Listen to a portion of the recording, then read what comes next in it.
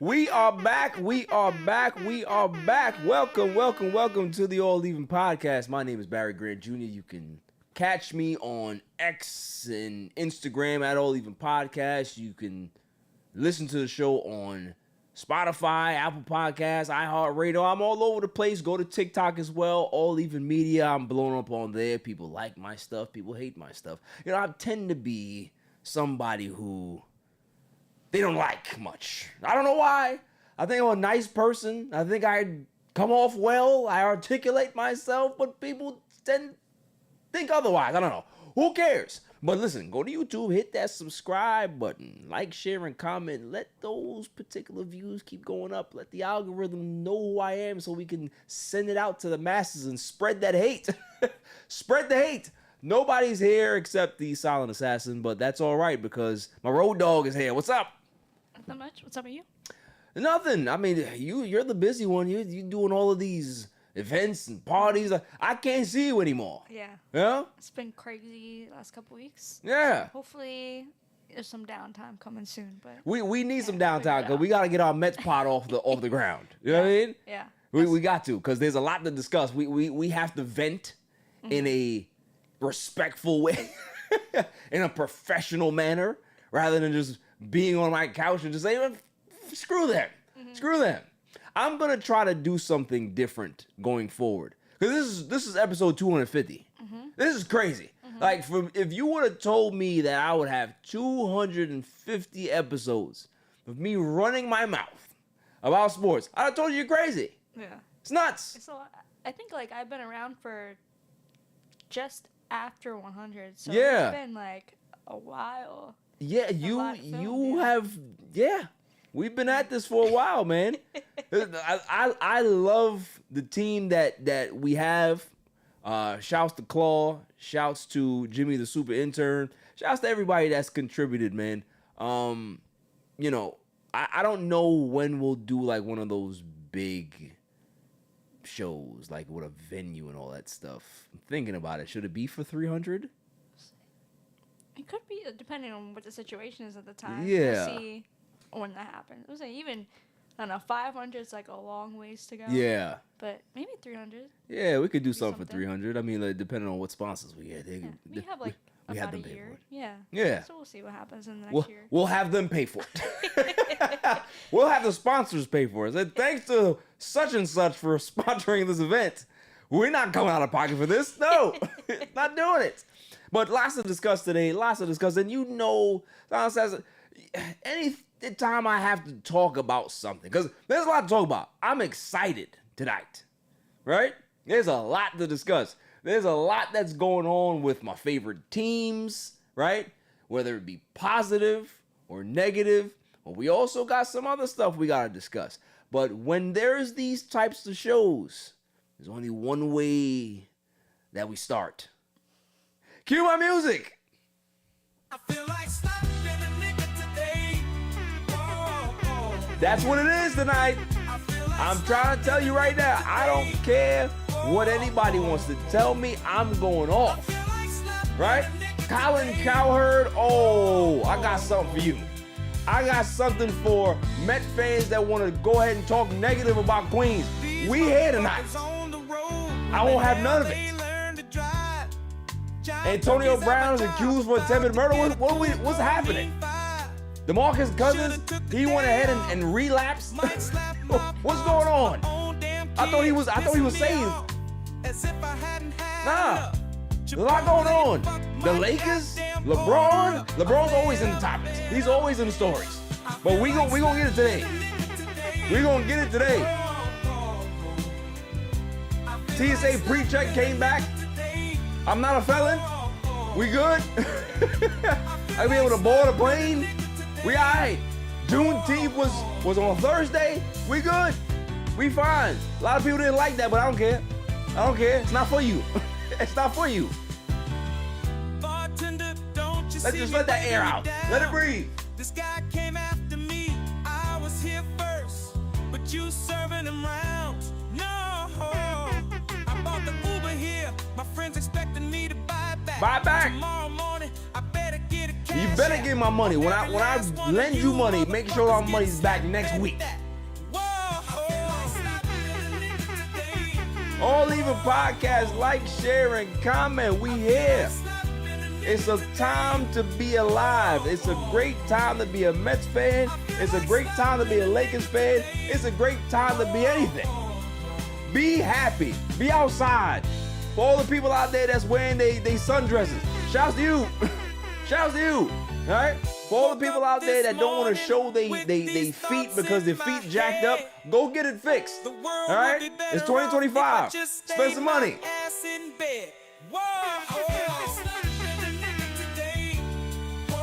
Yeah. I'm going to let this whole song play. I don't care. Listen, this is going to be on the part. If you want to skip this, you go ahead and skip it. But we got to get it off. Damn that. Damn that. I got a lot to talk about. Lot to discuss. Yes, lots to discuss. All right? I am excited. I haven't been this excited to be a Lakers fan since 2020. 2020 was the NBA championship that we never got a parade for. It's fine, right? We don't. Sometimes it happens that way, right? You don't get a parade or whatever. We got the ring, we got the banner, we good.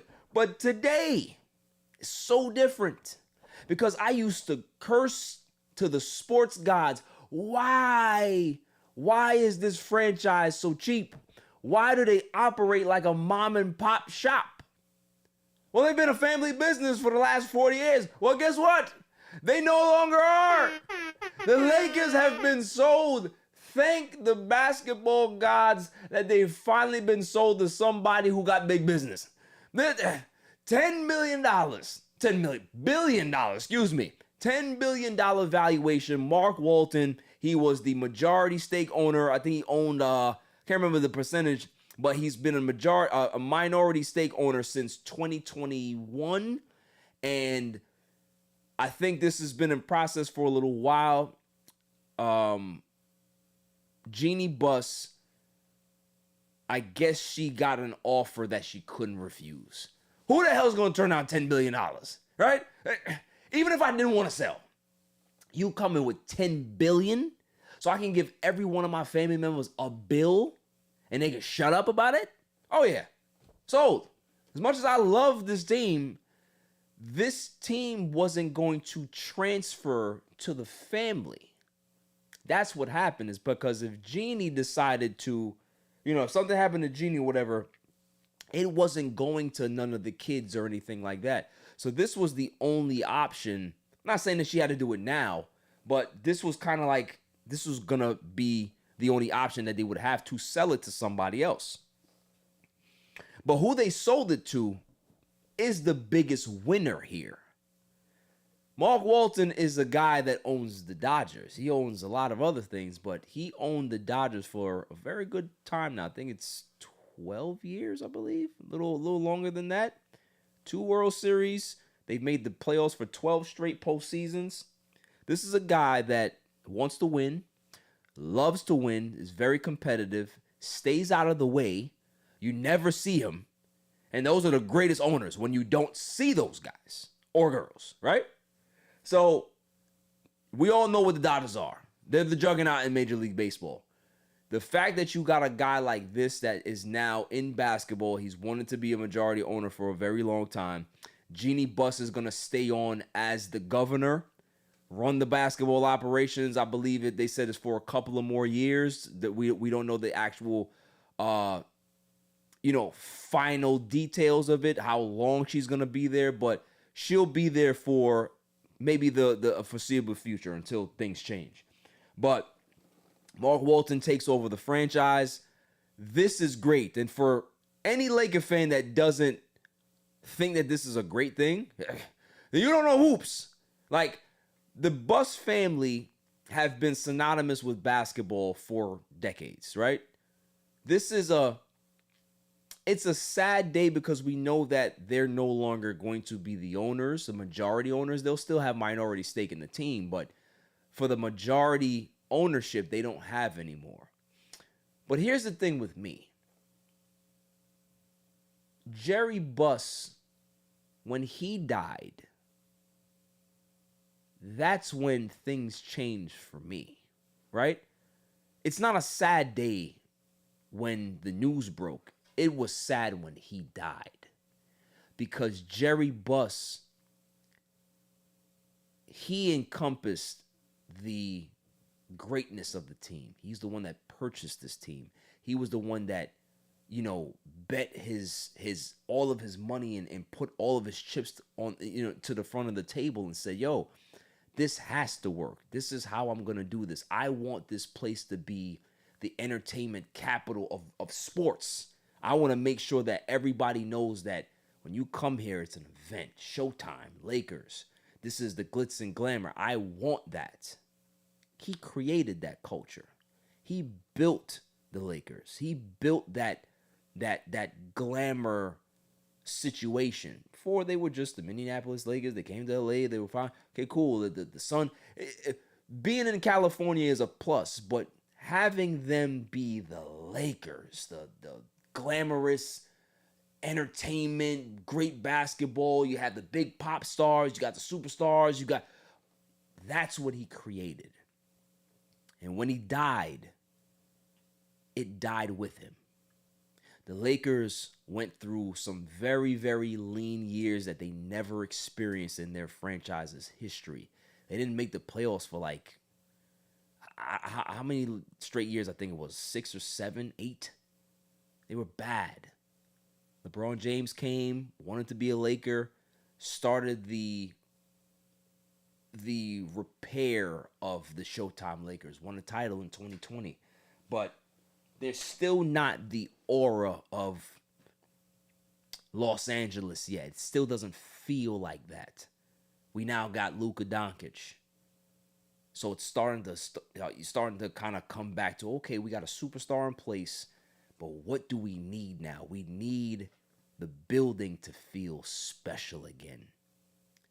And with Walton, it's going to feel special again. Because yes, you have the cap, you have the luxury tax, you have the tier system or whatever it is, right? The new collective bargaining agreement where it restricts billionaires from dominating the sport and getting all the best players. Cool. We see what the NBA finals are right now.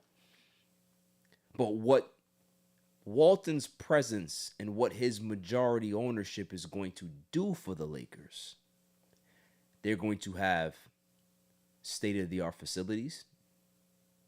Training facilities are going to be better. Training staffs are going to be better. You're going to be able to strengthen and enhance your analytic department. You're going to be able to strengthen and enhance your scouting department, whether it be domestically or international. All of these things around the Lakers, business around the Lakers, building the brand, maintaining that, expanding the brand with a billionaire that understands how to market and expand the brand. You're going to allow the Lakers to be exactly what they are supposed to be. Box office. This is what he brings. And when you have a guy, I was talking about this last pod, Silent Assassin, how some owners just don't know how to get the F out of the way. They always have to be all up in the video, right? Yeah, get the hell out of the way. Move. He's one of those guys. He doesn't want to be seen. He wants to put the professionals in charge while he punches the buttons behind the scenes. That's the way a good organization is run. This is why the Lakers, for the first time in a very long time, they're going to be looked at as a legit organization instead of a mom and pop deli that has historical context. It's a difference, right? You can have the prestige, but if you have this little mom and pop operation, you're always going to be looked at as a mom and pop organization. Hell, the Mets went through it for how many years of the Wilpons? This is New York. This is the media capital of the world.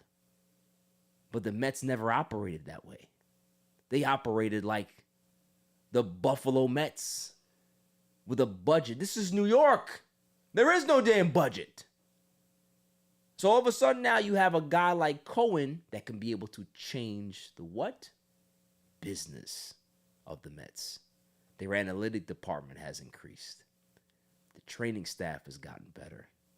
The scouting department internationally and domestically have gotten better. All of these things around the stadium, Flushing area is going to start to expand and put more big businesses around there. Why? Because expanding the brand expands the brand for the Mets, and it makes everything better. This is what guys that have deep pockets do. This is what people that have deep pockets who understand how to stay out of the way. They know how to build things the right way. So as a Laker fan today, whoa, just go get Giannis now. Go get him. Call him. We don't care. Right? Tell him, listen, we'll take care of you on the back end. We'll give you ownership. Take $6 and come. We don't care.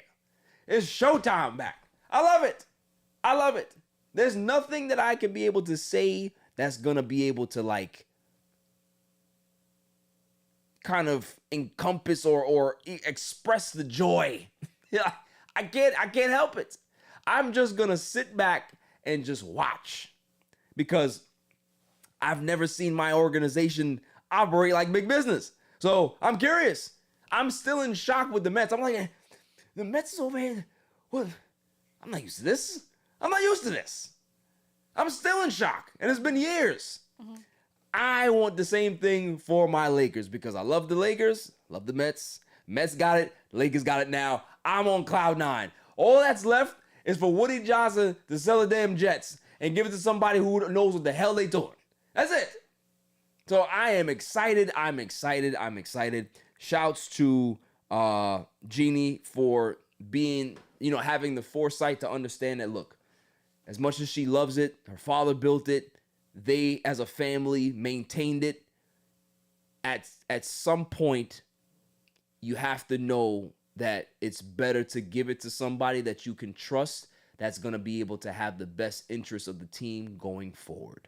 And I think Mark Walton has that particular vision, and he has the track record with the Dodgers to be able to know that it's in the right hands. So shouts to Jeannie for realizing what she had to do. Hey, listen, Rob Pelinka, you better make sure that you call the new owner and say, hey, brown nose, do what you got to do because you might be on the chopping block. Jeannie's good.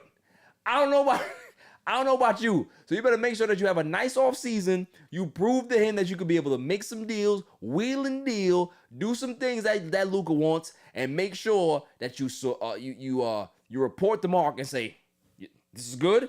And if Mark says good, then you should be fine. But if you have a shaky off season, just start packing your bags now.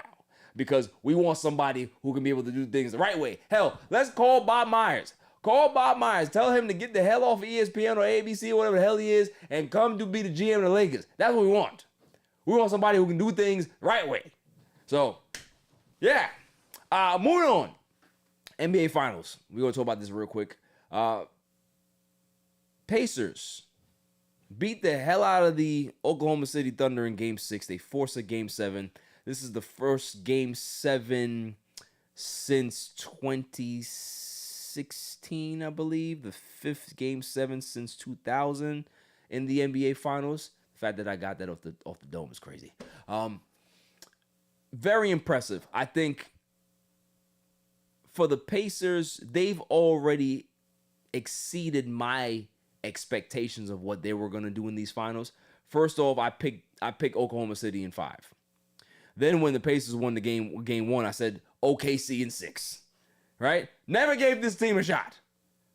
Well, they just told you that now it's a Game 7. Anything is possible. You had Halliburton that had the strained knee or whatever it was. Now, we don't know what his availability is going to be for Game 7, but I guarantee he's going to play, and he should. Pascal Siakam had a great game, and it just goes to show you that this team, man, you can't count them out. Biggest issue that I have is that Shai Gilgeous-Alexander just didn't come up to play, and this is the concern that I have when you you give guys the MVP, you show them that, you announce that they're one of the best players in the league, and you just don't see the production that you should see. I expected him to come out like a killer in Game 6, and we didn't see that. Will we see that in Game 7 in Oklahoma City? I would hope so, because it's win or go home. Anything is possible. The fact that you got to a Game 7, it doesn't matter who has the advantage, what the spread is. Anything can happen. This is going to be a game of minutes, of possessions, of whatever it is. It's going to come down to the wire, I believe. And shouts to the Pacers.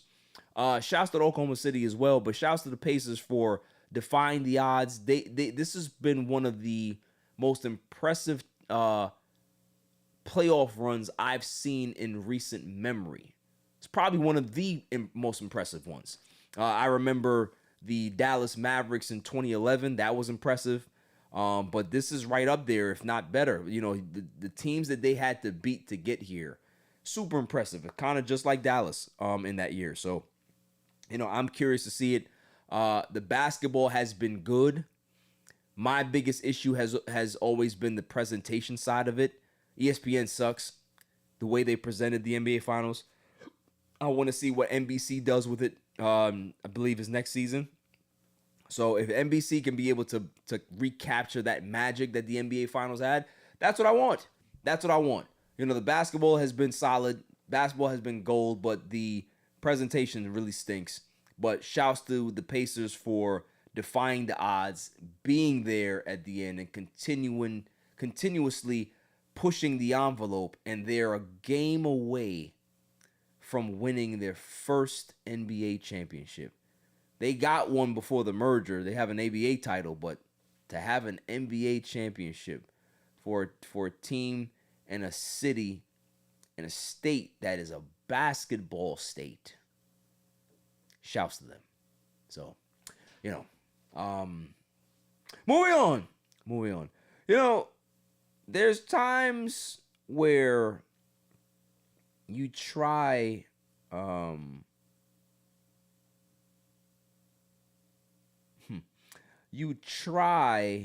to be nice. You try to understand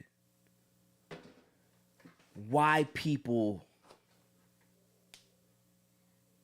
have such a terrible opinion about LeBron James, and everything that he says is so highlighted and micromanaged and microanalyzed and hyperanalyzed and it's just put through this I don't know, put through this explanation chamber. Like, we have to break down every single thing that he says, and we have to criticize this. The man talked about ring culture and said that he doesn't understand why in his particular sport, and he can only talk about basketball, ring culture has been so bad. And I'm going to play a little snippet from the Mind the Game podcast with him and Steve Nash about it.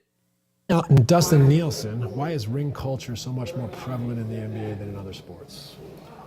I wish we had a simple answer. Oh my goodness, I do not know the answer. I wish I had the answer to this, but I'm not sure, man. It's funny, I don't know. I don't know why it's discussed so much in our sport and why it's the A-all, B-all of everything. Like, okay, you weren't a great player if you never won a championship. Yeah. It's like, or if you won one, then you can't be in the same conversation with this person. It's like, but that's a great point, because what you're saying is like, no matter what you have, you need more. No matter what. Right. No matter what. It can never end. Yeah, right? I don't know, man. It's just like, are you... All right, so that's a little snippet. We can go further into it. You can check it out if you like. Mind the Game podcast, shouts to them. But let's go ahead and just cut to the brass tacks. The reason why ring culture is so prevalent in the NBA is because of Michael Jordan. It's because of the gatekeepers of Michael Jordan's legacy. Because let's be honest, whenever you hear about somebody who's great and who's won championships, oh, well, you need to make sure that you get multiple titles.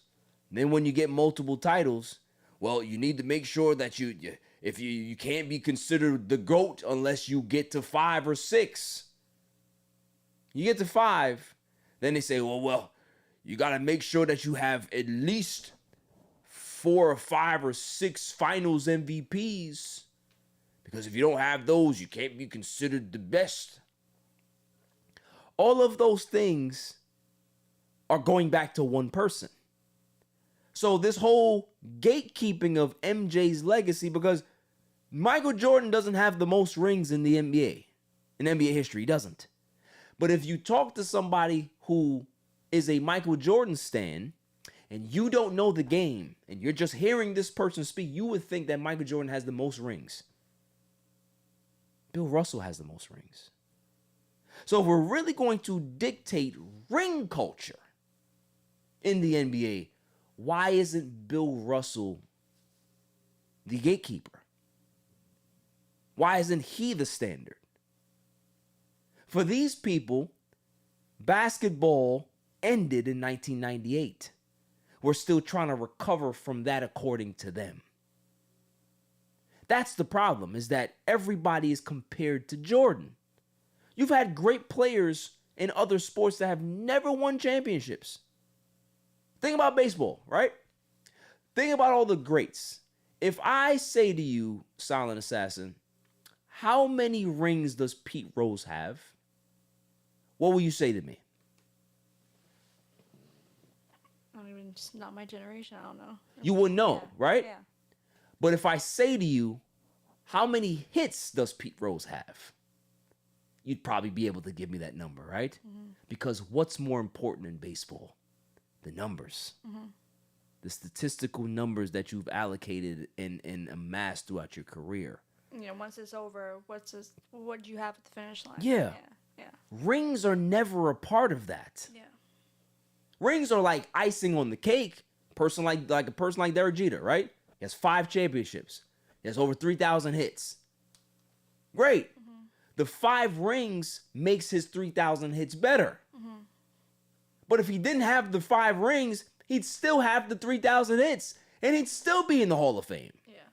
Just because 3,000 hits is it's not automatic. Easy to come he's by, one of the He's one of the best shortstops in baseball history. Mm-hmm. Right? Mm-hmm.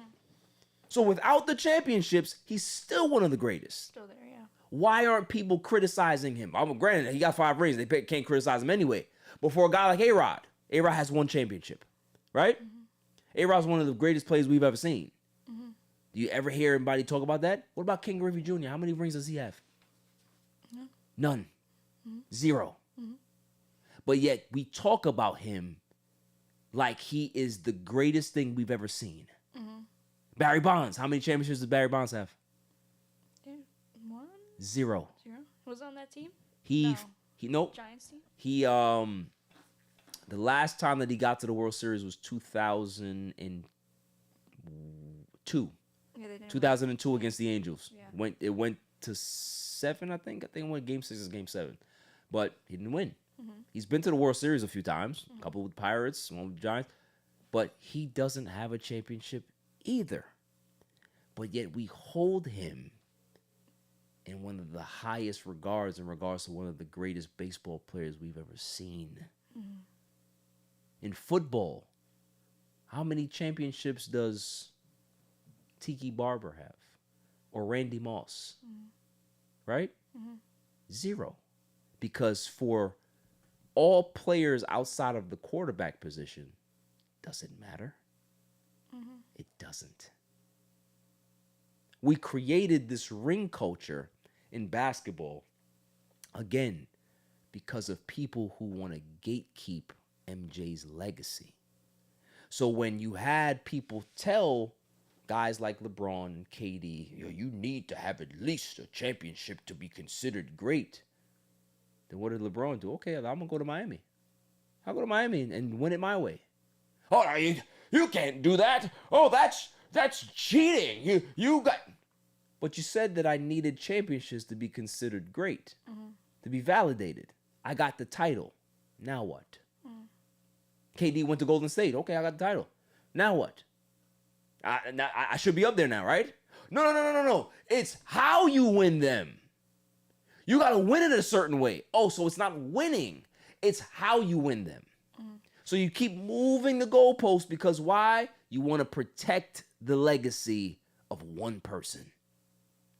There's been so many great players in the game of basketball that have never gotten close to a championship. Does that mean that they're not great players? How does that make sense? Allen Iverson is one of the greatest players we've ever seen. He got the one final and lost. Jason Kidd, he has one championship, right? But he's considered one of the greatest players we've ever seen. He only got one. So, what makes you great? That your circumstances allow you to be able to be a contender for championships? Or you did something and you made sure that your team and your franchise was at a level of competitiveness and contendership for as long as you were there? That shows greatness. Steve Nash is one of the greatest point guards we've ever seen. He has no championships. So again, we only do this in basketball because of one person. Because like I said, if we want to go ahead and keep it as somebody has to be the gold standard of the sport, it will be Bill Russell. We wouldn't look at MJ. Bill Russell has 11 of those things. Don't hear about him. Yeah.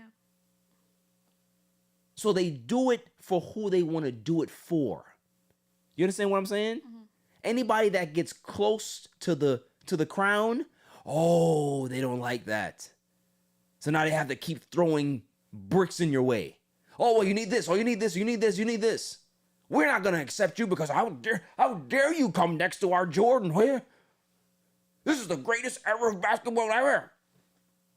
I still have my Jordan jersey. It's sickening.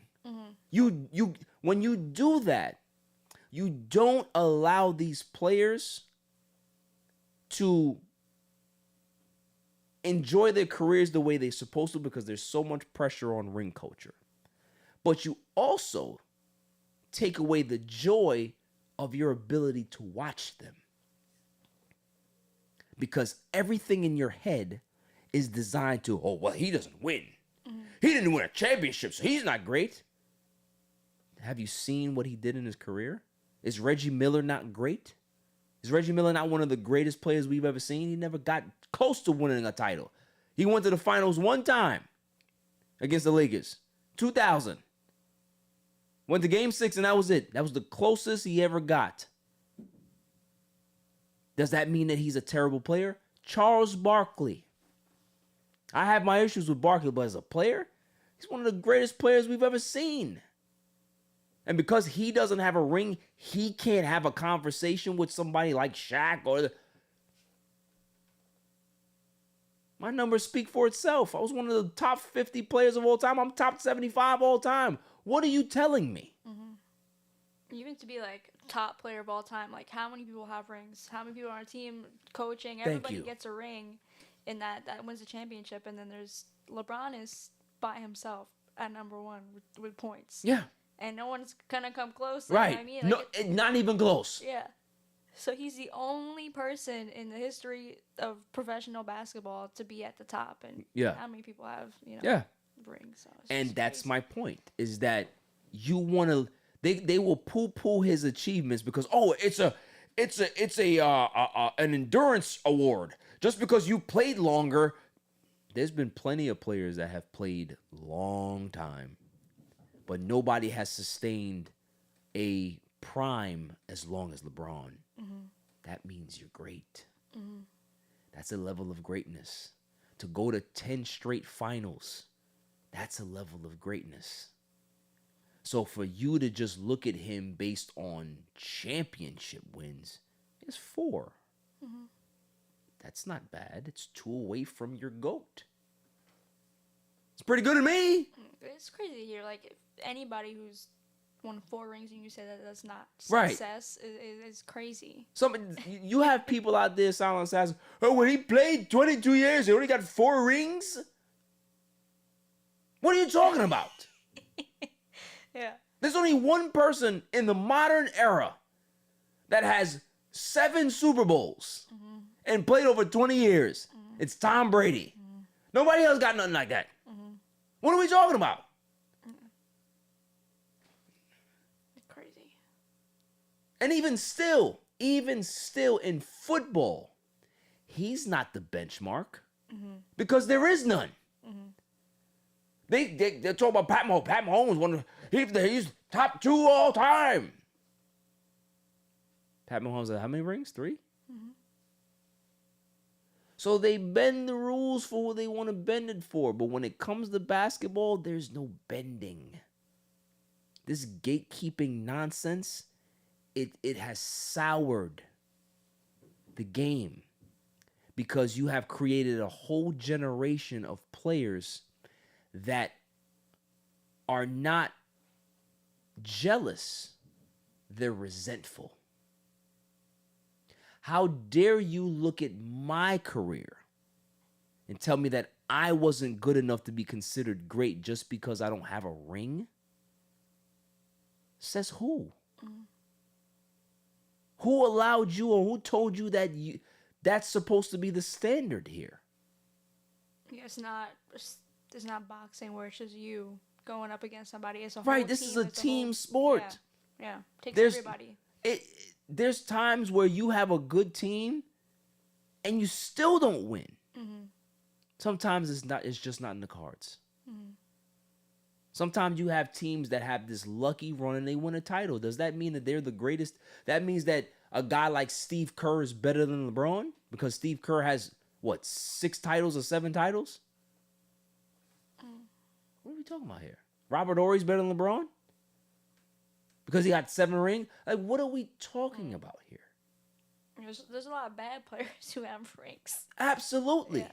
Just being in the right situation. Thank you. So we're just going to talk about ring culture. Again, you pick and choose what you want to discuss because those bad players or less than players, they can't even have a conversation about being in the same conversation as Jordan. Oh, what? He got 7. Yeah, he got 7 rings, but he wasn't the best. Got 7 rings though. If we're talking about ring culture, then why shouldn't he be considered great? You keep moving the conversation and you mold it to what you want to mold it to. To me, championships has never defined a player's career for me. It heightens your career because it's a bonus. What heightens a career for me, doesn't matter what sport it is. Yes, you're a great player in the regular season. But if you are also a great player in the postseason, no matter if you win or not, that shows me that you know the importance of the moment. And the greats, that's how they separate themselves from just the basic average players or even the good players who are just good regular season guys. But the greats, they rise to the occasion every single time. I remember Derek Jeter's 3,000 hit was a home run. Those are the things that you remember. You rise to the occasion. There's not a lot of players that can do that. He understood the moment because he was great. Barry Bonds understood the moment when he hit 71 because he was great. Ken Griffey Jr. understood the moment of having 10 straight gold gloves because he was great. All of those things make great players. Winning does nothing but enhance your journey, but it doesn't define the entire thing. So for anybody that has a problem with what LeBron said, shame on you. Because if you only look at sports through a prism of winning championships, you're missing a lot of great sports moments. Because the majority of the greatest sports moments, if you look at clips of certain images in time and certain clips and moments and all that stuff from different sports, most of those moments are not from championship games. So, what are we really talking about here? There is a ring culture problem, but it starts with the people that have a problem with moving on. Let somebody's career be where it is. Michael Jordan hasn't played basketball in a very long time. I understand that might be painful for a lot of people that continue to watch The Last Dance every day of their lives. They put in VHS tapes and show their grandkids about how great this bald-headed superstar was. All of those things are great, but it's in the past. Leave it there. Have it as a historical moment in time to say this guy changed the game of basketball and how it was played and how it was viewed internationally. He opened the door for what we're seeing today. There's nothing wrong with that. I will never sit here and say that that's a lie. He did. But to have him be the gatekeeper and keep pushing these new guys down because they have not reached that level of winning when the generation and the competition is much better. The athletes are much faster, stronger. The game is different.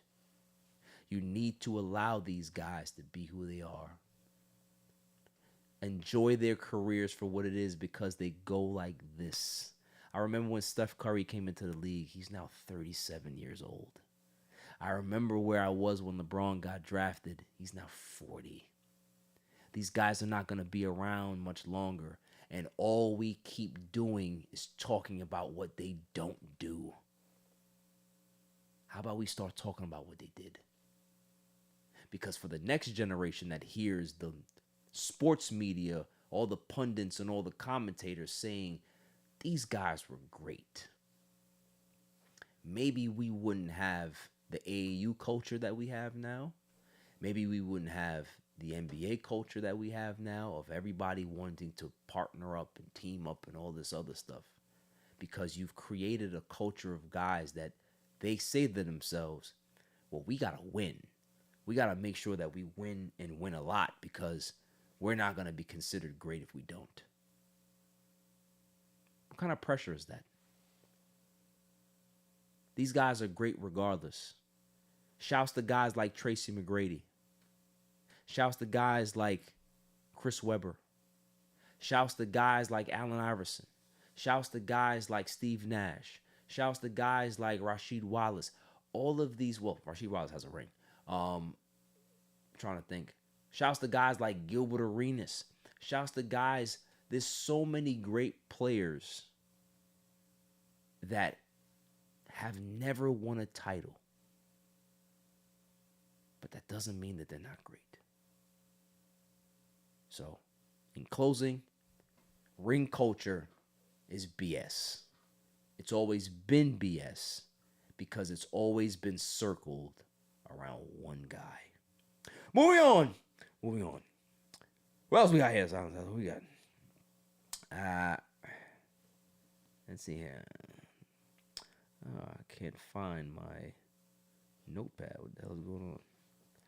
You know what it is? I'm too cheap to pay for one. And this is what happens. Yeah, here we go. Oh, yeah. Demarcus Cousins. I'm a big Demarcus Cousins fan. When he was playing, he was the Kings, he was one of the best big men in the game. Got traded to the Pelicans, and then he tore his Achilles. And he just wasn't the same after that.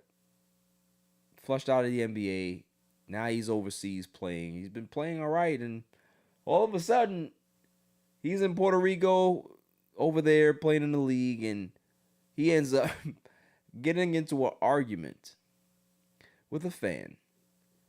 And instead of him jaw-jacking with the fan, I don't even know if the fan was speaking English. Who knows, right? Could have been. But Demarcus Cousins grabs his nuts and takes his hand that he was grabbing his nuts with and puts it in the man's face. I'm like, yo, where was this guy for the last 10 years? Like, he's been good. Like, he hasn't gone off the rails. He's been on his best behavior. But sometimes you got to backslide sometimes because people be disrespectful. Like, I remember, and this is such on like such a lower level, playing basketball in the inner cities, the stuff that you would hear, not only on the court, but in the stands, because people are trying to get a competitive edge. It's horrible. Mom was called a whole bunch of names. I'm like, I don't even know my moms, bro. What's going on here? I could imagine what they were saying to him. So for me to say that was wrong for him to do, sometimes you gotta let people have it, yeah. I would be like Ron Artest if I was in the NBA. I'm swinging on fans. Because don't talk to me like that. Especially if I go to Utah and them racist ass people out there. No. You're not gonna speak to me a certain way. It's just not gonna happen. So if I'm gonna be mature, yes, he was wrong. He was wrong for attacking the fan, but I understand. Right? It's like they say you shouldn't hit people, but that doesn't mean they didn't ask for it. You know what I'm saying? Like, yeah, you shouldn't do that, but that doesn't mean that you weren't provoked. So, but you should see it though. It was chaos because they escorted him out. And here's where the shit got dirty. You had fans throwing juice and water and soda on him. Just like, who's the animal here? Right? He got into an altercation with a fan at courtside, but y'all are throwing juice and stuff on him. Like, this is not a guy who's 6'10", 6'11", 250 pounds. Do you think that you would throw that if he wasn't being held by security? That's my whole thing. That's why fighting always makes me laugh. Because it's like, yeah, you tough. Because they holding me, but if I see you outside, let's see what happens. It's like, wait till it's one-on-one. Yeah. Yeah. It's like, I don't know, man. I don't get that people wanna act like savages, but guess what? They tend to always call us. They like to call black people savages all the time, especially a certain race of people. But we all know the truth. Moving on. I'm not gonna stay there. Let's go to the NFL. Shedeur Sanders of the talk of the town. Everybody's talking about Shedeur. Oh my goodness, Shedeur. Oh. Drove so fast. Oh. Now granted, I am not going to agree with that stance. He shouldn't have did it. It's wrong. When you are going at those high levels of speed, you can put your own life at risk. You're putting others at risk. And it's just not a smart thing to do. Young people tend to think that they're very, very invincible. They don't listen. And when you give a young person a expensive sports car and they're living their dream of being where they want to be in regards to their careers, you tend to think that you're on top of the world. So we're gonna make sure that we know that he's wrong. He needs to be better. He will be better. And we can be able to hold him to a higher standard and hold him to that to make sure that we know that, hey, listen, that's not the right thing to do. But here's what I don't like. People like Colin Cowherd, who have a platform as big as it is, and you take to your platform and you say to your audience that you are completely off the Shedeur Sanders train because of this particular incident. What that says to me is that you never were on it in the first place. If you're so quick to jump off the train because of this transgression, it's a bad one. But he wasn't drunk. He wasn't, he was reckless, but he wasn't drunk. So there's two different things here. This is a young guy. I never write off a young person in their 20s because guess what? You're not at a level of maturity yet. You're an adult legally, but you're still trying to figure things out as an adult. Adult life is different. There's different responsibilities. The higher your celebrity is the more eyes you're going to have on you, and he has to understand that. And he will. But here's my question for Colin Cowherd. Did you say that about LeBron James when he was cited for going over 100? Did you say that for Derrick Rose when he got cited? I think clause somewhere close. Did Derrick Rose get that same treatment that you're giving Shedeur? Here's a good one. Did Lamar Jackson get that type of criticism? Because you know what I couldn't find on my phone, Silent Assassin? And I scoured. And I made sure that Jimmy the super intern checked for me too. And guess what he couldn't find? He couldn't find any videos or any criticisms of Lamar Jackson recording himself going 105. I didn't say Colin Cowherd say anything. Correct me if I'm wrong. If I'm wrong, if he said something, then cool. But I couldn't find it. So you're off the train for them. But what's the difference between those guys and Shedeur? It's because Shedeur is a late round pick and you're pushing this narrative because there's a lot of people out there that don't want Shedeur to succeed. So of course you're going to take to your pulpit and talk about you're off the bandwagon. You never were on it in the first place. How did that guy LeBron James turn out after his 100-mile-per-hour sighting, huh? Pretty good. What about Derrick Rose? You know what happened? The Bulls paid his fine. Because you know what they thought? They thought the world of him. They said that this young guy, we're going to make sure that we figure it out for him because we believe that he's a great person. And on top of that, we believe that he can be a great ambassador for our city. What has Derrick Rose turned into for the city of Chicago? A great ambassador. Oh, who would have known? Lamar Jackson.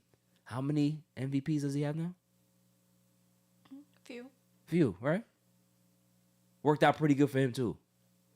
So, and there's so many other examples of this. So I'd love to know where Colin Cowherd was then.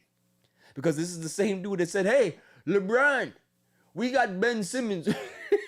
We're good, bro. Probably the worst sports take in the history of the world. So, excuse me for not taking him seriously. When he's talking about Shedeur, I'm writing on Shedeur, then make sure you keep that same energy when the kid does start to mature. Because he's already doing great things in the city of Cleveland. You don't talk about that, but you talk about this. You see how that works? Mm-hmm. Is that instead of highlighting somebody's positives, you want to highlight the negatives. And this is bad because he got cited twice, I believe, in the same week. Mm-hmm. So he's out there wilding. We're not even trying to sugarcoat that. He is wrong. But for you to say that you're out on a kid, what type of high horse are you on? Anybody that says that they're out on a kid, make sure that you have a perfect life. Make sure that if you have kids, that they don't get caught. Because you sound like a hypocrite at that point. I will never be out on a child. And Shedeur, to me, is still a child. He's going to be able to mature and know that as a quarterback, there's a different level of behavior that they're requesting, that they're expecting of you. And hey, he might have to learn a lesson, and it might be at the expense of his Cleveland Browns tenure. Who knows? We'll see how this plays out. If they haven't let him go yet, I don't believe that they're going to. So again, it's just funny how people just like to criticize and ostracize a guy that has been pretty much the whipping stick for a lot of pundits out there because it's easy, it's low-hanging fruit. Just keep that same energy. When he's playing well, don't talk about it. Only highlight the negative stuff, Colin Cowherd. Because according to you, kids can't make mistakes. But you give passes to the other people. I wonder why. Interesting. You know me, I don't care for sports media. It doesn't bother me at all. I don't need to work for Fox. I don't need to work for ESPN. I don't. I'm going to call people out when it's need to. This is BS. You don't talk about a kid like that. Yeah, it's reckless. Absolutely. We've seen examples of players putting other people at risk. Other people gotten killed. Other people have gotten imprisoned by it. Yes, it's a big deal. But to say that you are off or out on a kid, that's not the right thing to do. You're not setting an example of being a mature figure that he can be able to, maybe have a conversation with based on the take that you had. If he heard a positive take, he could be like, you know what? I heard Colin's show and, I can understand that. And you can be able to sway an opinion and really make a kid see the error of his ways. But when you go to that level and you're a grown-ass person, don't make mistakes. Don't throw stones from a glass house. That's all I'm saying. Moving on. What we got? We ain't gonna talk about this Antonio Brown stuff because look, the man almost got robbed. He shot into a crowd. I think that's what the worst part of the day. He shot into a crowd chasing these dudes. So that's what the attempted murder. But it's like, I'm defending myself. Hey, yeah. Mm-hmm. I was scared for my life. I'm drawing my weapon. Mm-hmm. I'm behind AB here. I don't care.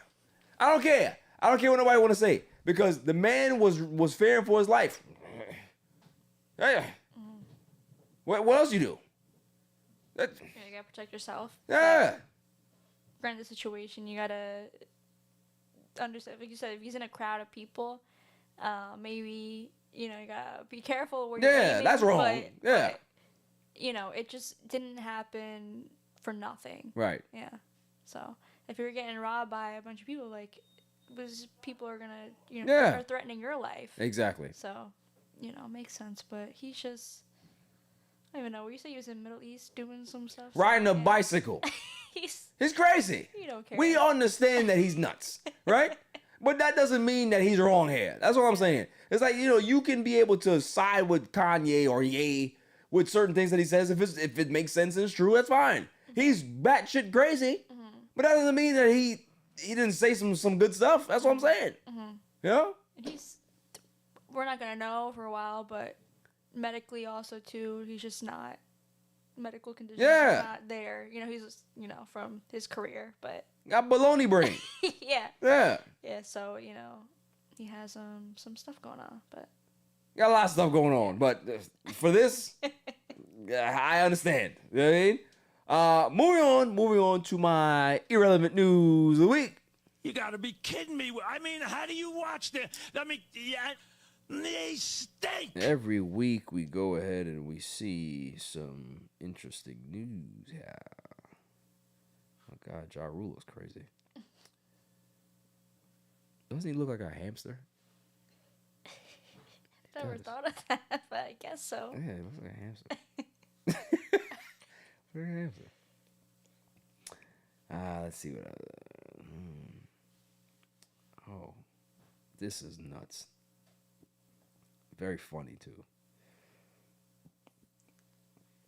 Man rushed to hospital after stuffing 15 hard-boiled eggs up his rectum. A Dutchman was hospitalized after inserting 15 hard-boiled eggs into his rectum while under the influence of drugs. A bizarre incident led to severe abdominal pain, prompting emergency surgery to remove the eggs, which has caused tears in his intestines. Despite the unusual nature of the situation, doctors were able to treat him successfully. The patient made a full recovery without any lasting complications, though the event certainly left many shaking their heads at the extreme stunt. So,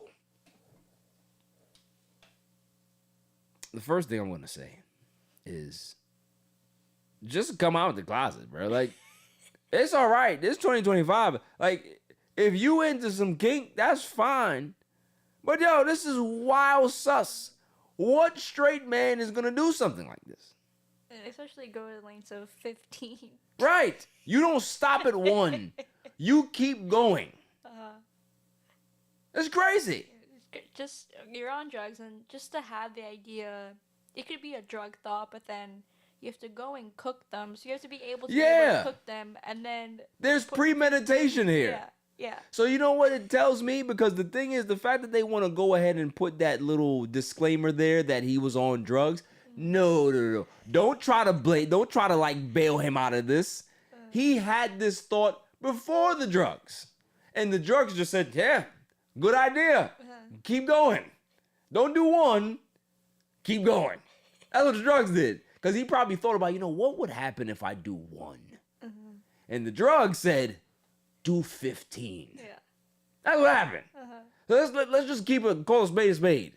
If you want to be out there, just go ahead, man. Like, you got people out there that put gerbils up their butt. They got, like, it's wild. What is that? People are weird.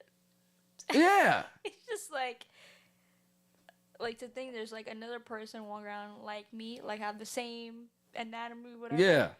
All got a brain or whatever, and then they have these thoughts. It's just crazy. And got devil eggs up their butt. Yeah. What's going on here? Yeah. Like, yo. Like, could you imagine the person that is with this person? Like, whether he's, homosexual or not, doesn't matter. Straight, whatever. And the fact that you go ahead and get the call that he's at the hospital. Right?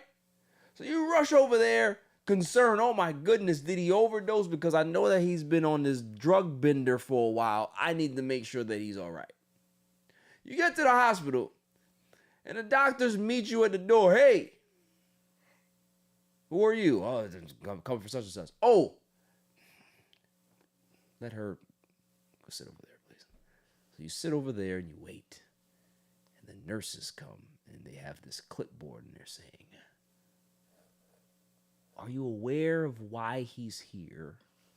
No. Is there a drug problem? No. Are you aware that there's things that this person might like to do? Oh, what do you mean? I mean, he has like a coin collection. He likes to collect those. Is that the only thing he likes to collect? Because we found some stuff inside of him. What'd you find? Coins inside of him? I don't understand. Eggs. Okay. Oh my goodness. What happened? Was there did he? What happened? I don't understand. Like, did somebody assault him? No. He did it himself. Okay. Did you get the egg out? Yes, we did. But there were 14 more of them. At that point, what do you do? When you see this person come to, right? And the doctors saved their life for having eggs up their ass. You can't stay with a person like that. No, it's just awkward. It's mad awkward. You can't look him in the eye. It's like, you wild sus, bro. What would possess you to do that? What drug is going to possess you to do that? It's just like, it makes you think. Because also, too, you had to have at least like 2 dozen. So you have to have like multiple cartons. So Right. It's like, was he like testing this and then? And like you decided to take said, the drugs? Yeah. it's like Yeah, you more. said. The man sat there and boiled these eggs for a good 15 to 20 minutes. Yeah. Mind you, had to cool them off, right? Because when you boil eggs, them shit is hot. Yeah, hot. So you got to take it off the stove, pour the cold water on them joints, and let them sit there for a while. So think about the premeditation here. Just a lot going into it. Yeah, 45 minutes probably went by, and then he went ahead and did it. I'd have let them shits up there. To get to 15, I'm sure you have to start slow and then work your way up. Yo, That's a lot. That's a lot, bro. So also too, how to like get it up further? Is there like another piece that's involved? There's too much thought into this. Moving on. Moving on. That is wow sus. Wow sus. Let's see what else we got here. We got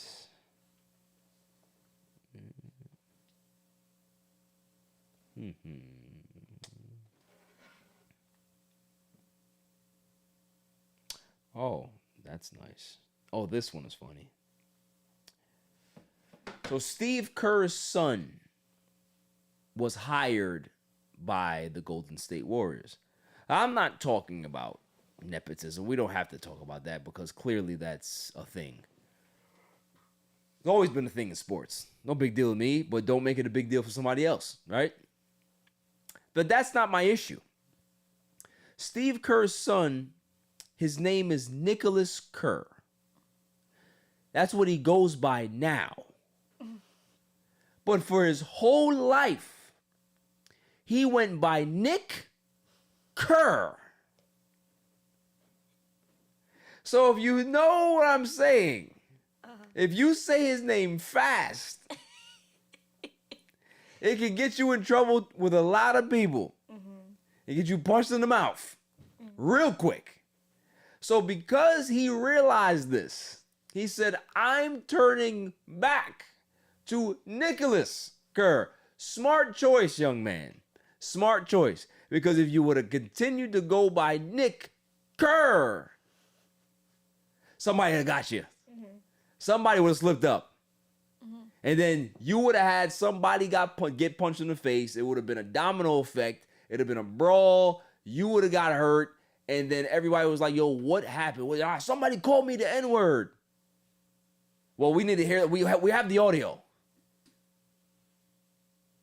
Bill, I don't think he was calling you the N-word. I think he was saying Nick's name. Yeah, it's his name. But it's, I don't care. It sounded like that. You can't blame me. So yeah, just to avoid the brawls and the massacres, smart choice. Nicholas Kerr. Nick Kerr. Just like, I see it like a lot of time. There's these like prank people like on TikTok and Instagram where they go to like Walmart and they go up to like a worker and then be like, hey, like I'm missing my brother. This is his name. And we'll give like crazy names and make the people say it. And then they'll say it and like afterward they look around like, did I just say that? Like, because they're just saying the names quickly. It just sounds like a crazy statement. So, but that's just, to have it like real life, that's just like wild. So yeah, I'm looking for Shannon D's nuts. Shannon D's nuts. Looking for Shannon D's nuts. Yeah, I seen that. I was just like, man, that's a bad one. I'm sure he probably caught that a lot his life. But see, the thing is, when you're privileged, it doesn't matter. You don't have to deal with certain things. But if he was going through real school, ooh. What's your name? Nick. Okay, what's up, Nick? How you doing, man? My name is George. You know, I live on the south side. Oh, nice. I live on the north side. Okay, cool. Who's your dad? Oh, my dad plays basketball. Oh, really? Who's he play for? He plays for the Bulls. Does he play with Michael Jordan? Yes. What's your dad's last name? Kerr. So you're Nick Kerr. Okay, cool. Let's go home. All right? So he goes to his parents and says, "Hey, I got a new friend at school." "Oh, really? Do you know? What's his name?" "His name is Nick Kerr." "What'd you say?" No. That's not what I mean. That's not what I mean. His name is Nick. You go upstairs right now. It's messed up. A lot of young kids probably got in trouble because of this bastard. You know?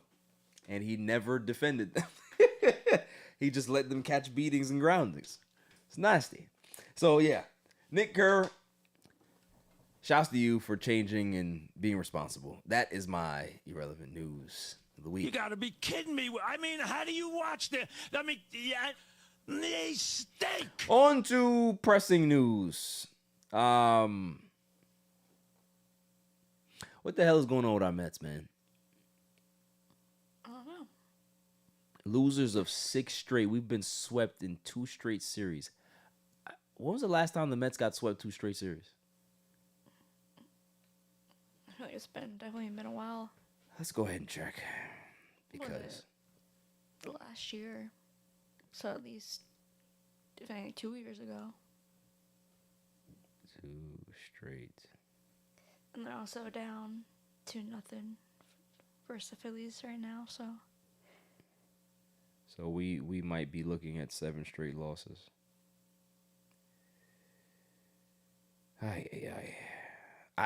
Let's discuss it. We were talking a little bit off pod. Do you think that it's a bad luck situation in regards to the hitting? Is it bad approach and bad discipline? Or is it just a lack of bats? What is it? Yeah, like we said, it's the runners in scoring position and getting people in has been an issue for the past couple years, 2 years, whatever. There's been moments where the ball's been hit really hard, but just at people. Yeah. But when you have 0 outs, you have somebody on second base, can't even get them to third base. We had the bases loaded in several situations too, and couldn't drive on the run. Having the bases loaded with less than 2 outs, even 2 outs, not even getting anything, multiple times. Even like I said, dating back to last year, you have to kind of look inward and be like, okay, we gotta change our plans and how these guys are attacking, and that goes to obviously the coaching staff, who's our hitting coaches, and how they've been performing. We were talking about, granted, Juan Soto is coming to a different situation, but to change Juan Soto's approach is why are you touching anything? He's Juan Soto. Don't play with that. It doesn't even make sense. Yeah. I'm gonna tell you what to do. You Juan Soto. Yeah. So it's just I think we have to look at the hitting coaches we have and kind of make a decision and have conversations. Okay, we gotta fix this problem. This can't continue the rest of the year. So we're coming up on the second half. The offense of who we have shouldn't be this way. Our pitching staff has carried us throughout this year, and they kind of had some struggles a bit, and we've been seeing that with potentially coming up on 7 straight losses, and just got to get fixed. We can't have 3 guys kind of carrying the whole offense. It takes all 9 to, win day in and day out. So when you have the other bottom half of the lineup filled with, hitting 215, not getting anybody in, it is a problem. Yeah, 100%. It's all of that stuff that you just said is on the money. Jeremy Barnes and Eric Chavez, they might be on the chopping block because since they've been here, this offense hasn't looked great. Yeah. And, we were talking about how Pete Alonso got his own hitting instructor and all of this stuff in the offseason, changed his approach, and look at the dividends that it's paid off for him. Give me a player that has come up or has been on this team over the last few seasons that it's helped. I mean, outside of Frankie, but Frankie's Frankie, right? Like, I don't see them made a different, for him to change anything in regards to his approach or whatever it is. Frankie's he's gonna be a Hall of Famer. He's always gonna be a Hall of Famer. He's a great player. But for the young guys, show me a guy that has shown flashes of greatness consistently. Yeah, no one. Vientos had a great run last year, over 100 games. Great. But look how he started the season. Look at Alvarez. They've destroyed him. He had a long swing in the minors, but he had gargantuan power. Broke the bones in his hands, but he also shortened the swing up and made it more compact before he broke his hand. The power never came back. So what are you doing to hurt this guy's production? I don't think that they're helping this guy. Same thing what you said about Soto. You don't tell Juan Soto to change his approach. What you do is let me know what you want to do. If you need any help, I'm here. But I ain't got nothing for you. You do what you do. That's it. Yeah, and I feel like also too, if you don't see a problem, like why change it? If it ain't broke, don't fix it. You know, he could have a long swing, but as long as he's producing, does that matter? Right. You know? So it's just, and I think I told you about the comment also too. I read how Chavez has told Alvarez, like, we can't wait for you to figure it out, you know? So either figure it out now or you're getting sent down. I'm like, that's the hitting coach's job to figure out what his player, rather than, tear him down. Yeah. So it's not his fault. Like, you're there to coach him and help him figure it out. It's a collective. Like, obviously, yes, the player has to produce and perform, but at the end of the day, what are you doing to help him get there? You just telling him, hey, you better figure it out before you get sent down. Okay, then maybe I need to get sent down. Yeah. Because if I get sent down, I don't have to listen to you. Yeah. I can go listen to somebody else. So for me, if this continues, if they lose this game tonight against the Phillies and they end up losing this series and they don't even, if they take one or they get swept again, I can guarantee Barnes and Chavez will be gone. Because that's always the first people to go. When your offense is stagnant, when your offense is putrid, the hitting coaches have to go. Because we have good players here. Yeah, the bottom of the lineup is young and inexperienced, but there's some good players here. But we also need production out of our veteran players. We need production out of the bottom of the lineup. Maybe it's time for Mendy to switch the lineup up again. But you can't keep going like this. I'm not worried. I'm not panicked. But I do see how this can become an avalanche.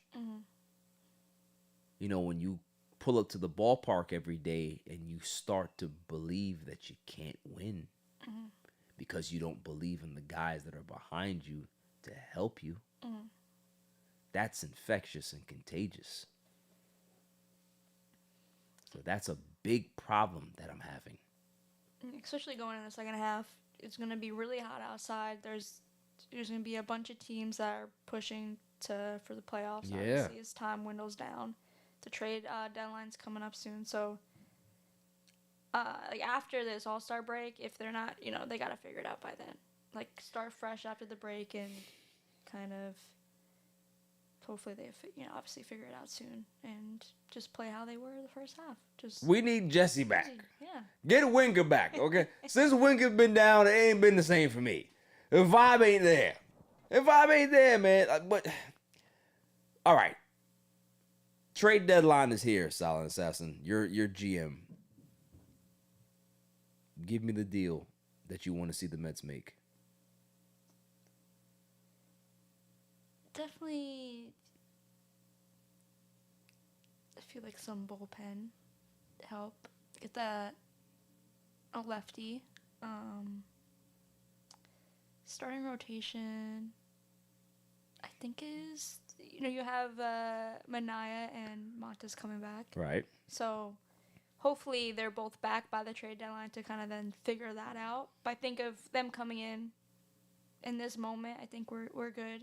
Okay, so you're not addressing starting pitching. You want bullpen help, and what else? I think definitely bring in a bat if, like, it also really depends on the injuries, like who we're getting back and how well they perform. Right. I think I really like Cedric Mullins. I always liked him. Yeah, I'm a fan. He's has a good glove and can hit Fast. Yeah, and he's coming off of his last year, so he could probably be cheap. Yes, exactly. So you're not gonna have to give up much for him, especially because he's on a walk year. Yeah. I feel like that's really it. Just give some spark to the lineup. Give some bullpen help, because it's always good to obviously have pitching in depth, especially going into the playoffs where you never know how those situations can be. We're going to bring a few people back. They're coming back from injury.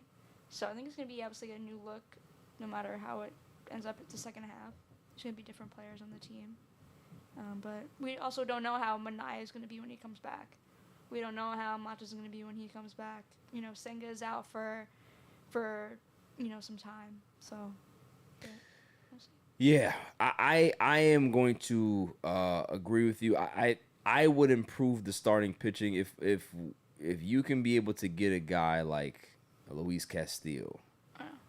I would love for them to pull a move for him.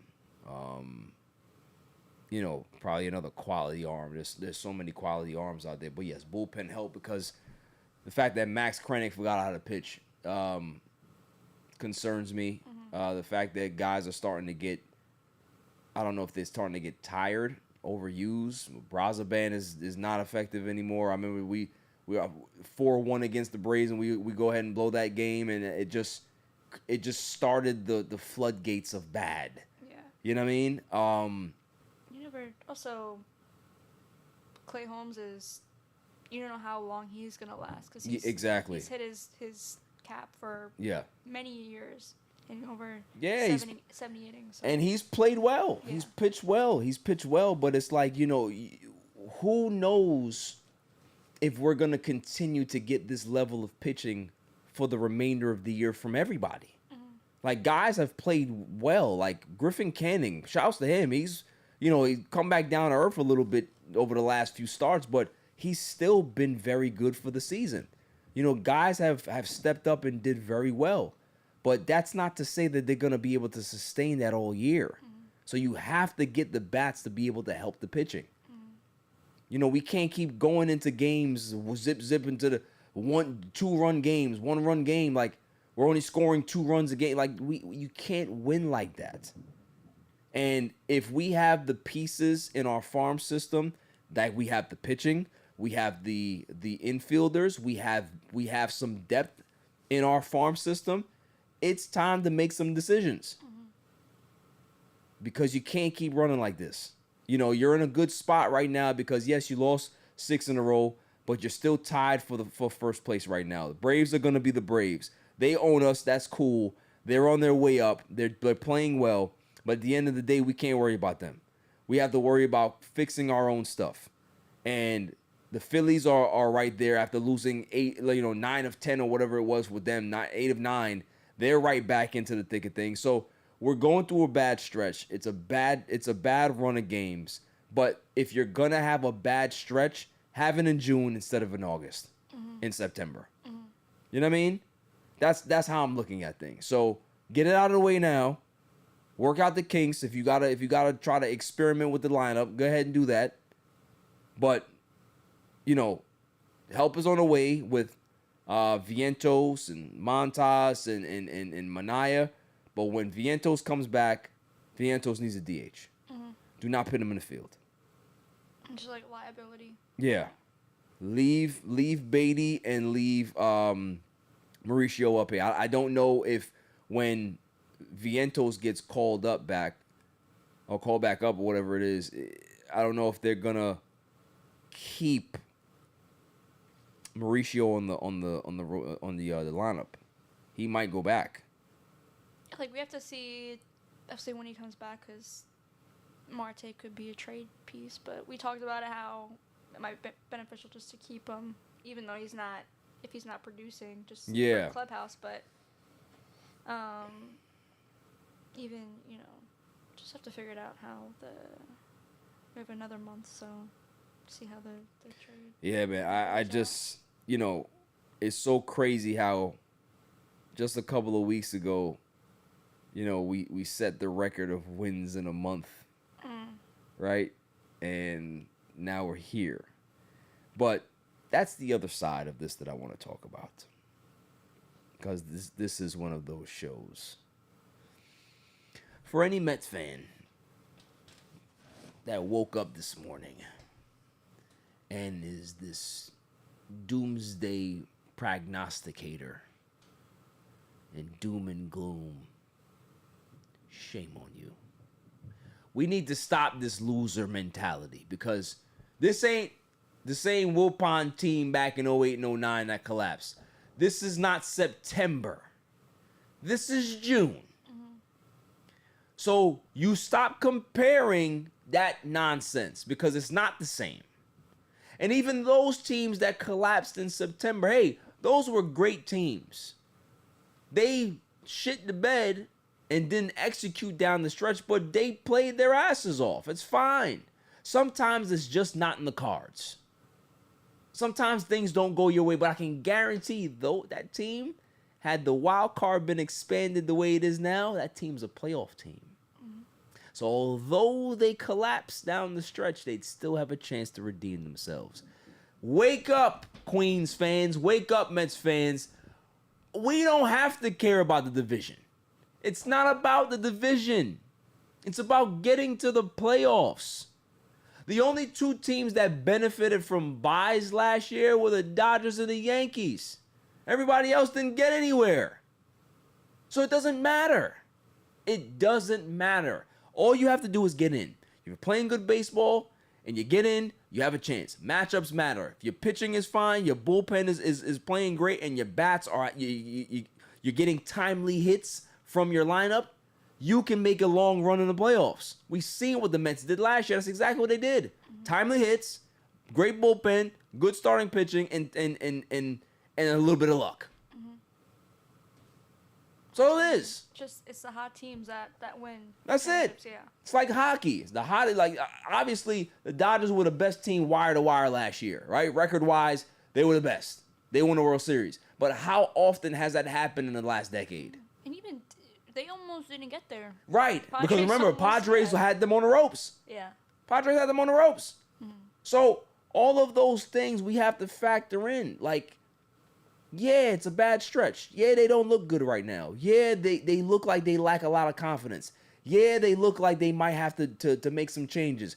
Yeah, I don't think Mendy is making the right decisions in certain situations. But can I get off the bandwagon now? No, I'm not gonna do that.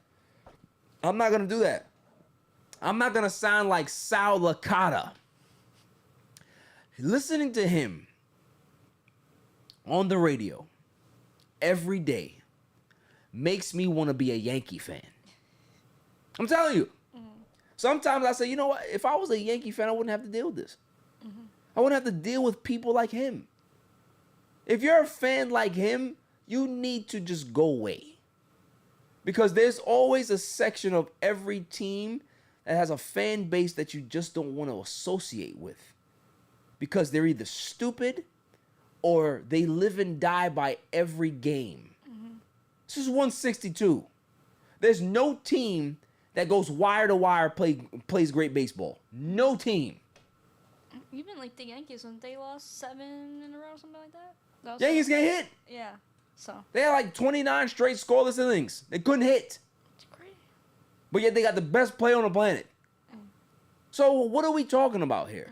This is something that we have to understand, that baseball is ebbs and flows. You can play well. You can have a good month. 2 months you can have with almost lights out baseball. Then you can have a month where you win 10 games. 9 games and you lose the rest.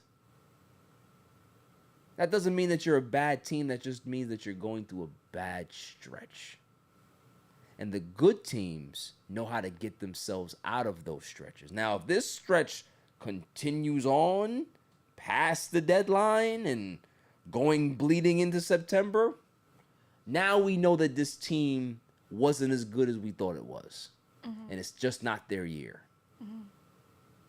But let's pump the brakes as Met fans. It's like tied for first place, 15 games over 500. Like, what else do you want? What are we talking about here? You know what I mean? They've been, arguably, if you want to say, the best team for a whole year. Yeah. Since last June. 100+ games, they've had the best record. Yeah. So, what can you say? At some point, you're going to play some bad baseball. Yeah. It's just the way it goes. Mm-hmm. Come on now. Is that it? Do we have anything else for baseball? But I believe it was back-to-back home runs, so they are tied up now. Yay! Who hit them? Alonso and McNeil. Yay! Okay, so McNeil doesn't have to go to China yet. You can stay. You can stay. All right? It's a love-hate relationship with Jeff McNeil for me. You know, there's times where I'm like, why is he here? Why is he here? And then he'll go ahead and hit a 3-run bomb. I'm like, all right. He's been back over a little bit over a month. He's had almost 10 home runs. Yeah, that ain't bad. Yeah. I think he's pulling the ball a lot more now, which is good, right? Because of where they have him batting. So, listen, I can't knock him. I'm not the biggest McNeil fan, but he's a part of this team, and I'm going to support him. Yeah. I'm going to support him. That's it. That is it. Now it's time for the greatest segment on the planet, Dummy of the Week. Dummy, yeah. Every week I go around the room and I ask, who is the Dummy of the Week? Silent Assassin, what you got? I'm going with the Boston Red Sox. The Boston Red Sox. You know what? It's crazy. Let's go ahead. That's what I was thinking about. I'm forgetting something. Let's talk about it. Yeah. So obviously, this past week, they made a shocking but not shocking move, depending on who you're talking to. Was it 2 years ago? They finally extended one of their superstars, Devers. The fans were begging for a move to be made for the past few years because they let go of or traded a few players. Yep. Got rid of Mookie Betts. Yeah. Got rid of let whatchamacallit go to let Bogarts go to the Padres. So fans are finally happy they got their guy for 11 years, I believe. And obviously this past offseason, they signed Alex Bregman, and Devers thought Bregman was going to play second base. He was still going to have his third base, but he's not that great defensively, so Bregman steps in at third base and just pisses off Devers. Obviously, the Red Sox say, you're DH. Okay, you're DH, you're going to throw out your glove, whatever. Then they lose their first baseman. Can you play first base? No. You told me I'm DH, I don't got to play, the field. What's going on? I thought I was supposed to be the guy here for the future, but, now you kind of sideline me. So now, obviously, there's tension in the clubhouse. But he was playing good. He was still... Yeah, he put up great numbers. The beginning of the season, he struggled, but now, he's back to his normal form. Yeah, I think he's 15 home runs. Like, he's up there in RBIs. Yeah, 280 batting average. He's back to being Rafael Devers. Yeah, so he's all good, but except the Red Sox had said there was nothing they really could change, just with kind of the attitude, he didn't want to do what was best for the team from their eyes, so they went and traded him to the Giants for nothing. Really nothing. Again, the Red Sox just keep trading away Mookie Betts for nothing, and now Devers is saying he got asked in his introductory press conference, will you play third base? Will you play first base? He's like, I have no problem doing that. So, just him being bitter, which is understandable. You extended me to be your third baseman, and then you have somebody come in telling me I can't be third base. This is my position, and you're going to try and move me. And then, it's just understand, like, the Red Sox, like, you don't want to have that type of attitude in your clubhouse, but you're giving this guy the future. Like, he's the leader of your team. You know, he's the face of your franchise for the next 11 years. Right. You give him over $300 million. Like, what do you expect him, you know, to not be your superstar? Which doesn't make sense. Listen, in a nutshell, you explained it. You laid it out. Anybody who didn't understand or what happened, that's pretty much it is. It's a lack of communication by management. Because let's rewind it back to free agency. If you're going to bring in a guy like Alex Bregman, who is a Gold Glove third baseman, right? Wouldn't it behoove you to speak to your star player and say, hey, we're thinking about bringing in Bregman.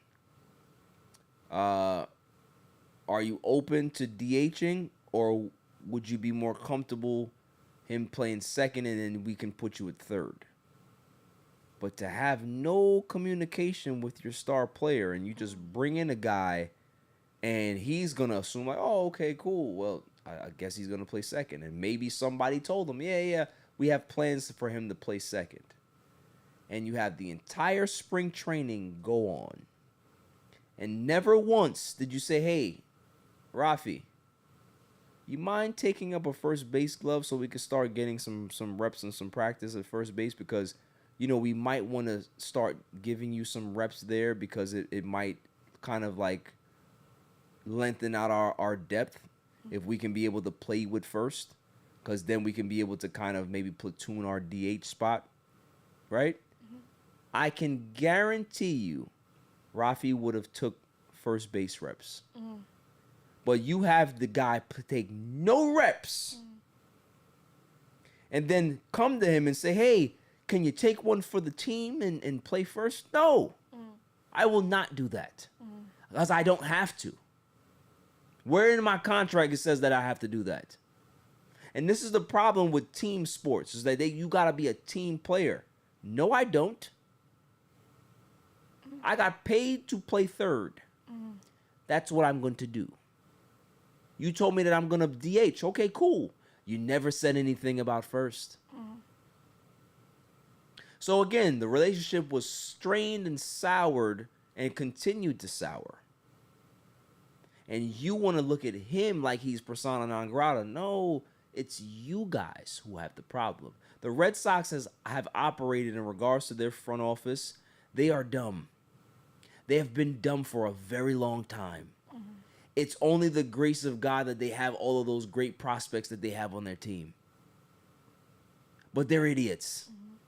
They have a bunch of pencil-pushing, analytical idiots that are in their front office that have no idea how to play baseball or how to view the game or how to manage the game. That's the problem. When you have a superstar like Rafael Devers, and yeah, he might not be the vocal leader, but that's not normally what you need. Just because he's the highest paid don't mean that he has to be your vocal leader. You have leaders that lead differently. That's the problem. So all the Red Sox fans, oh, well, you know, and I haven't seen many Red Sox fans that have been on that side. I've seen more Red Sox fans that are on the sides of Devers. But it's just this good old boy take one for the team thing. Did you ever ask David Ortiz to play left field?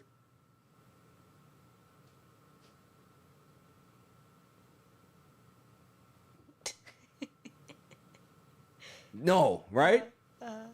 Manny Ramirez came out and stood up for Rafi. Pedro Martinez came out and stood out for Rafi. Why? Because they understand that you can't blame the player for that. It's your responsibility as an organization to do things the right way and communicate. My job is not to communicate with you. Your job is to communicate with me. If you're bringing in any players that's in my vicinity of playing my position, I need to know what the plan is so we can figure out construction. Even for like the Red Sox to make that commitment, like, okay, you're going to be our third baseman, like, we're going to give you all this money. Like, if you didn't want him really playing third, you're worried about his defense, then why did you give him $300 million to play third base? Because they felt the pressure to do so. They made a bad decision with trading Mookie Betts. Mm-hmm. They made a terrible decision for not keeping Xander Bogaerts, right? They were like, we can't lose Devers because we're going to lose the fan base. Mm-hmm. So they did it begrudgingly. Just to show you how incompetent they are. Mm-hmm. They're idiots. Mm-hmm. Dummy, yeah. They're idiots. So I'm happy because I was always on this side of pro Devers. Go to the Giants. You actually look better in the Giants uniform anyway. It looks good in it. And make sure that you do what you have to do for that team, because the thing is, when you lose respect for someone or you lose respect for a boss at a job, it's only a matter of time before you're out of there. And that's what happened with him in Boston. Just lost respect for the organization. He lost respect for the front office management. He lost respect for how they do business. And once you lose that respect, there's no coming back. So trade me. They're going to look back at that trade, and it might be one of the worst trades in baseball history. But because they have money, they might be able to, because they have Roman Anthony and Mayer. They have all of these guys that are talented players. You might find your way back, but that's going to sting this franchise for quite a while, because they're still talking about Mookie Betts. Mm-hmm. It still doesn't make sense to me that you didn't want to pay the MVP. You're Boston. Mm-hmm. This is not Kansas City. That's crazy. So, yeah. Dummy, yeah. Good one. That's a good one. Because I was like, I'm missing something. I knew there was a big story. I was going to look at one of the biggest stories in baseball, of course. I have my dummy. And I don't even know if it's a dummy, but we're going to talk about it anyway. May I have the drum roll, please? And the winner for Dummy of the Week, the Big Three. The Big Three gets my dummy. Yeah. Now, here's the thing. You got Dwight Howard and Lance Stephenson getting into a big fight. And the big scrabble, and people are like, oh my goodness, what's happening here? Why are these guys fighting? And the league goes ahead and they don't suspend them because, for the type of league it is, it's a physical league. They want to let that go in a little bit. I'm just like, you know what? What kind of bush league is this? Because, hey, you can't just allow these vagabonds to just have fights. Like, what are we doing here? This is supposed to be a professional league. You're not supposed to have guys throwing each other in the stands. This is not wrestling. What are we doing here? You just did it because you like the publicity.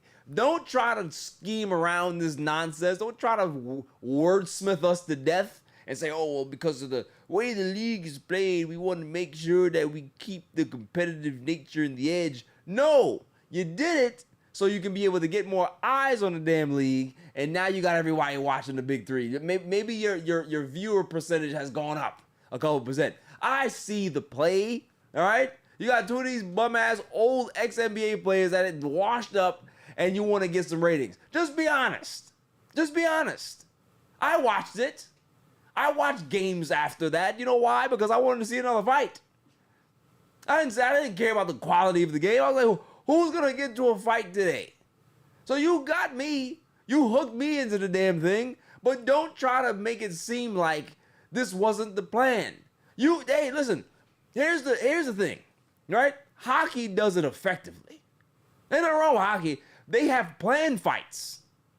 Do it in the Big Three. We're okay with that. There's a lot of physicality in the game. There's old school. There's 3-on-3 park field. Let them fight.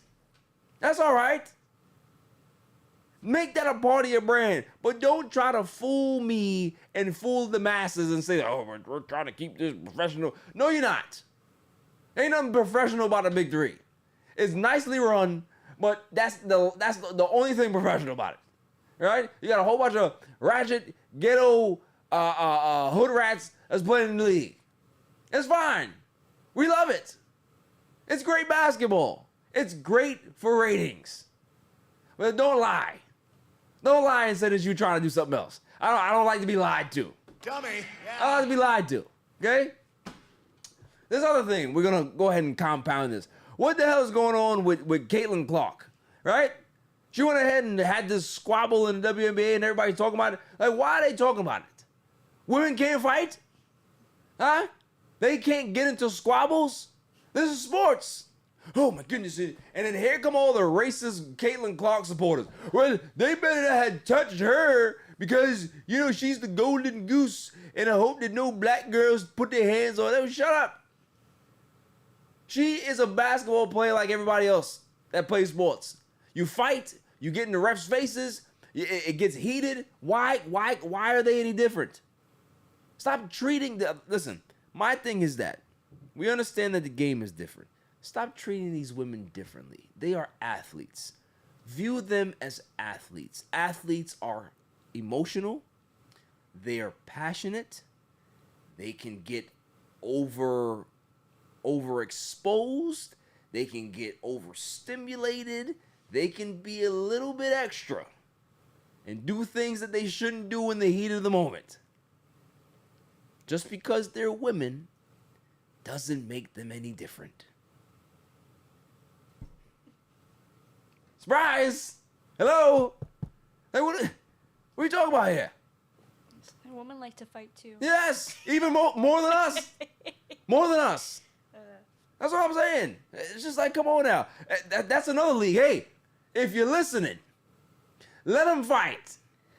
Because maybe that'll bring some more eyes into the game. Because I ain't gonna lie to you. Look, I'll be honest. I don't watch. And it's not the fact that I don't think that these women are amazing. They're great players. I'm just not a fan of the sport. That's all right. I don't watch a lot of sports. That doesn't mean I don't respect what they're doing. But if you fought, you might get me. You know, you might have me there where there's some scrapping going on. I like old school basketball.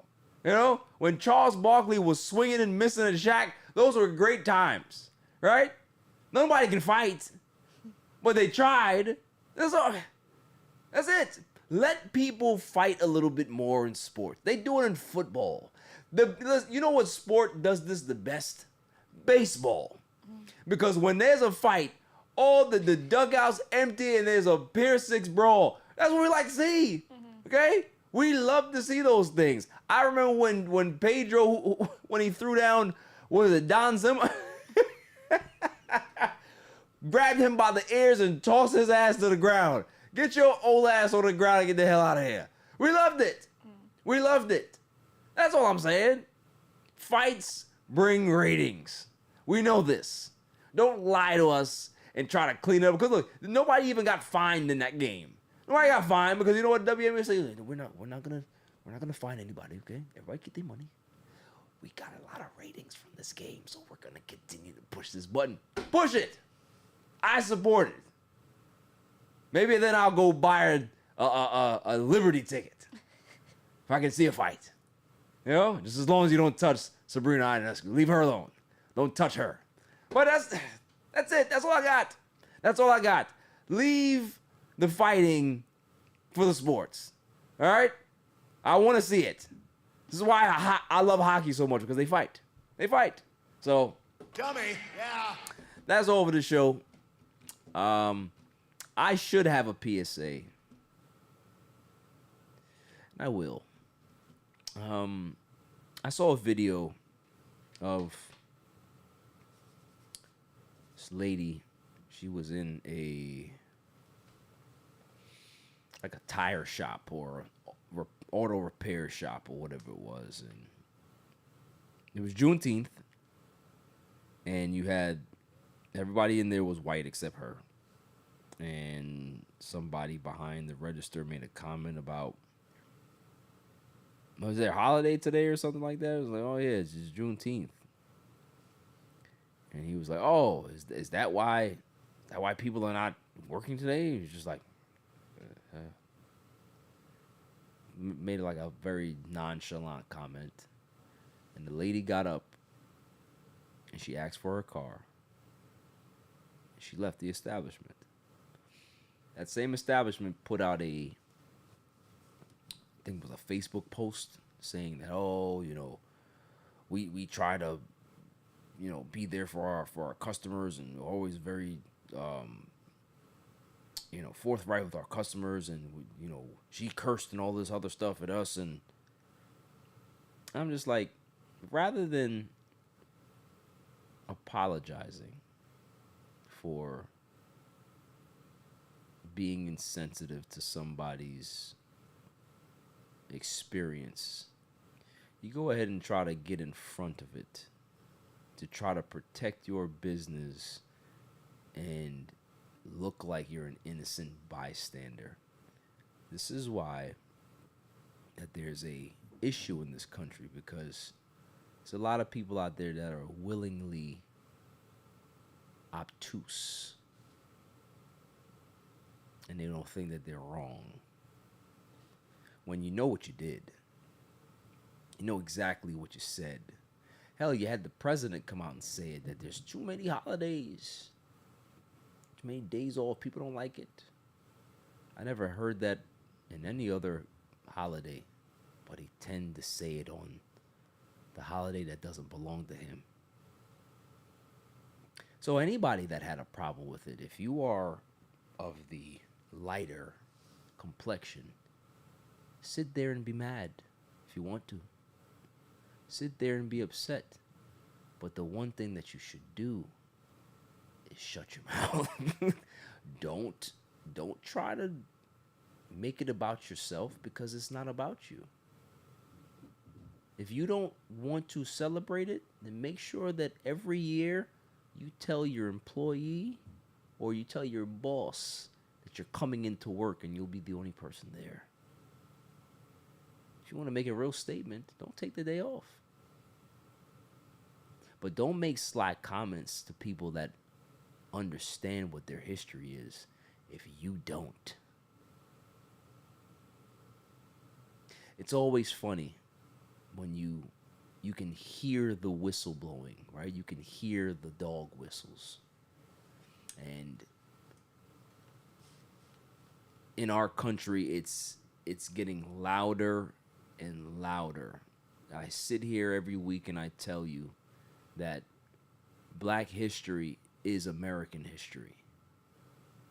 You can't talk about the history of this country without talking about Black history.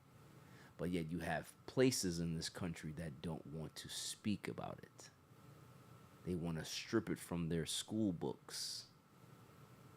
They want to strip the memory of certain Army veterans that served on their websites. They want to go ahead and complain about a holiday that was made that should have been made a long time ago. Why? They're doing it because a lot of people are scared that they're no longer going to exist anymore. And that's the silliest part of this thing, right? Is that to have a belief that your race is being wiped out is the silliest thing ever. You're an American. You have your family bloodline. Who cares what gets into that pool? Does it stop you from being the person that you are? No. But at the heart and root of this country, racism has always been there. And they continue to show themselves, and they continue to get more and more brazen about how they feel about this country. And I say it all the time, is that the young people like yourself, Silent Assassin, you are going to be the beacon of change for these older, conservative. We want it back to the 1940s. You guys don't want that. You want a melting pot world where everybody is everybody and everybody can live the way they want to live. Is that wrong? Is it wrong to be trans? Is it wrong to be gay? Is it wrong to be this? No, it isn't. but they make it seem like a dirty word, right? They make it seem like unity and inclusion is a dirty phrase. So I sit here and I hear people talk about we gotta make America great again. We have to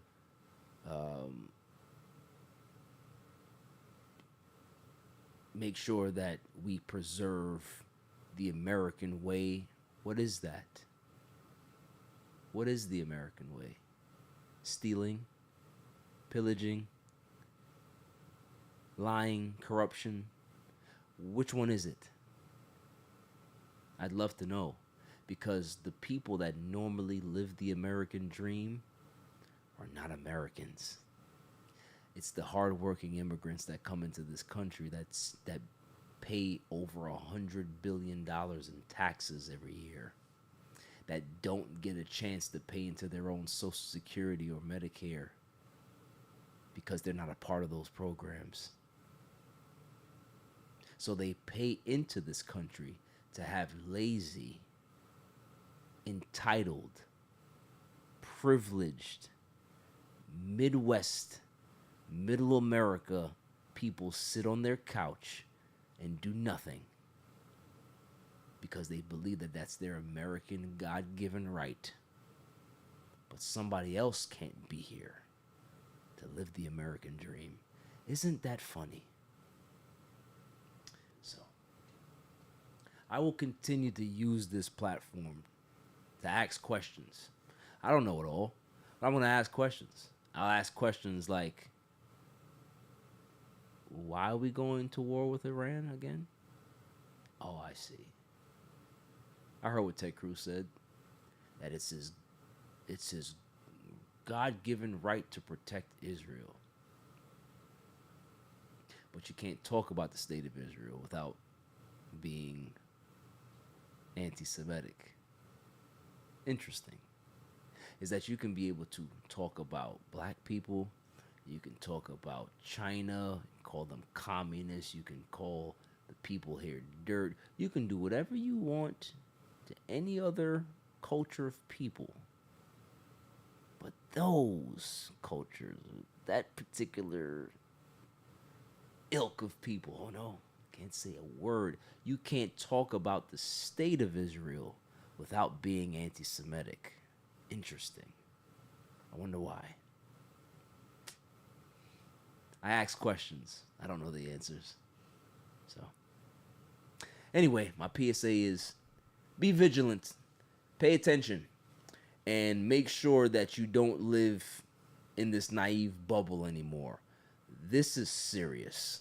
And for people that are just walking around aimlessly, not thinking that things affect them, if you keep moving that way, and you move oblivious and you're not paying attention to what's going on in the news, in the world, you may wake up one day and find everything different. And then you'll start to ask questions when it's too late. So, get on it.